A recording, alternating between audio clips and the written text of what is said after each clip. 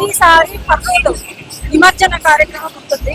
అందులో భాగంగా ఈ రోజు కూడా కర్నూలులో ఎంతో ఘనంగా ఎంతో చక్కగా ఆర్గనైజ్ చేసి ఆ వినాయకుడు పూజలు అందుకొని ఈ రోజు నిమజ్జనానికి రాంబొట్ల దేవాలయం నుంచి బయలుదేరినారు.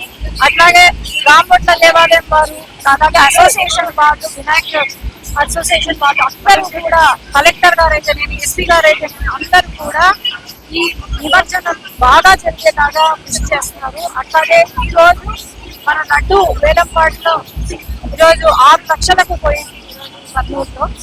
కాబట్టి దేవుడే పలికించినారు, ప్రతిసారి అదే అనుకుంటూనే ముందుకు వెళ్తున్నాము.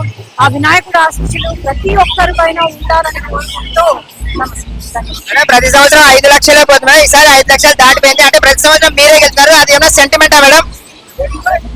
అదే చెప్పాను నేను, దేవుడే పలికిస్తాడు. నేను ఎప్పుడూ నా నోటి నుంచి నేను పలకలేదు. ఇక్కడ ఉన్న ప్రజలే నా తరపు నుండి పలుకుతూనే ఉంటారు. లాస్ట్ కి నా పేరు ఫైనల్ అవుతుంది అంతేకాదు నేను ఇంతవరకు ఎప్పుడు నా నోటి నుండి నేను ఎప్పుడు పలకలేదు. అది సెంటిమెంట్ అనుకోవాలి, లేకపోతే